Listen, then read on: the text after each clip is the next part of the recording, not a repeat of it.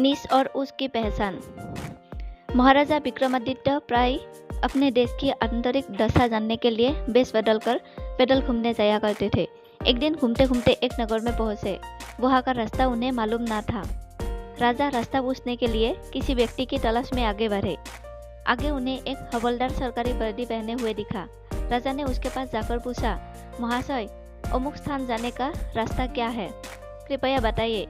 हवलदार में आकर कर कहा, मूर्ख, तू देखता नहीं, मैं हाकिम हूँ, मेरा काम रास्ता बताना नहीं है, चल हाथ किसी दूसरे से पूछ। राजा ने नम्रता से पूछा, महोदय, यदि सरकारी आदमी भी किसी यात्री को रास्ता बता दे तो कोई हर्ष तो नहीं है।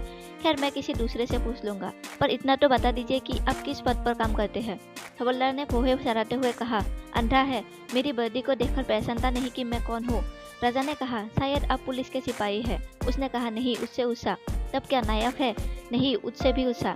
अच्छा, तो आप हवलदार है? हवलदार ने कहा, अब तो जान गया कि मैं कौन हूँ, पर ये तो बता, इतनी पूछताछ करने का तेरा क्या मतलब और तू कौन है? राजा ने कहा, मैं भी सरकारी आदमी हूँ। सिपाही के अंकुश कम हुए। उसने पूछा, क्या तुम नायक हो? राजा ने कहा, नहीं, उससे ऊँचा। तब क्या आप हवलदार हैं? नहीं, उससे भी ऊँचा। तो क्या दारोगा है? उससे भी ऊँचा। हवलदार ने कहा, तो क्या आप कप्तान हैं? राजा ने कहा, नहीं, उससे भी ऊँचा। सूबेदार जी है? नहीं, उससे भी ऊँचा। अब तो हवलदार घबराने लगा। उसने पूछा, तब आप मंत्री जी हैं? राजा ने कहा, भाई, बस एक सीढ़ी और बाकी रह गई है। सिपाही ने गौर से देखा तो सादी पोशाक में महाराजा विक्रमादित्य सामने खड़े हैं। हवलदार के होश उड़ गई। वो गिड़गिड़ाता हुआ राजा के पांव पर गिर पड़ा और बड़ी दीनता से अपने अपराध की माफी मांगने लगा। राजा ने कहा, माफी मांगने की कोई बात नहीं है। मैं जानता हूँ कि जो जितने नीचे हैं वो उतने ही अकड़ते हैं। जब तुम बड़े बनोगे तो मेरी तरह तुम भी नम्रता का बर्ताव सीखोगे।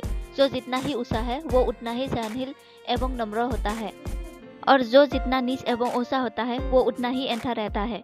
इसलिए कहा गया है, विद्या विवादाय धनम मदाये शक्ति परिणाम परिपीड़नाये खलस्य साधर विपरीत मेतत ज्ञानय दानाय स्वरक्षणाय। अर्थात दुष्ट व्यक्ति के पास विद्या हो तो वो विवाद करता है, धन हो तो घमंड करता है, और यदि शक्ति हो तो दूसरों को परेशान करता है। वही साधु प्रकृति का व्यक्ति विद्या ज्ञान देने में, धन दान देने में और शक्ति दूसरों की रक्षा करने में खर्च करता है। धन्यवाद।